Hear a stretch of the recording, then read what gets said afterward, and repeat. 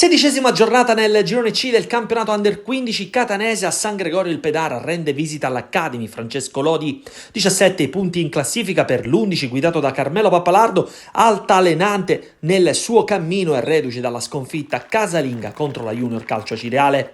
Padroni di casa che nel match d'andata furono sconfitti per 7-2. Academy Lodi che accusa un ritardo significativo in classifica, solo 7 i punti ottenuti che valgono il penultimo posto.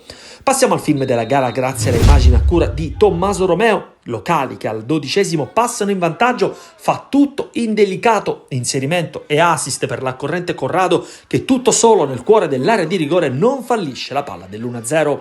Pallino del gioco in mano all'Academy Lodi, Pedara che fa fatica arriva sempre un istante dopo sulle seconde palle. Al 21° però la reazione d'orgoglio con il pareggio di Simone Laudani che raccoglie una corta respinta, abile a calciare alla destra di Ventura. Parità che dura appena una manciata di minuti. Al 24° dagli sviluppi di un angolo dalla sinistra battuto da Crimi, la conclusione di Lombardo supera Pappalardo che vi arriva ma non evita l'immediato sorpasso dell'Academy Lodi.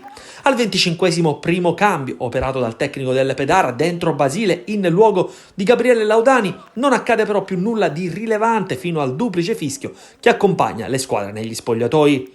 Ripresa che inizia così come si era conclusa la prima frazione di gioco. Academy Lodi più sciolto, Pedara contratto. Al 17° numero di indelicato che si beve facilmente il proprio marcatore, conclusione però respinta da Pappalardo.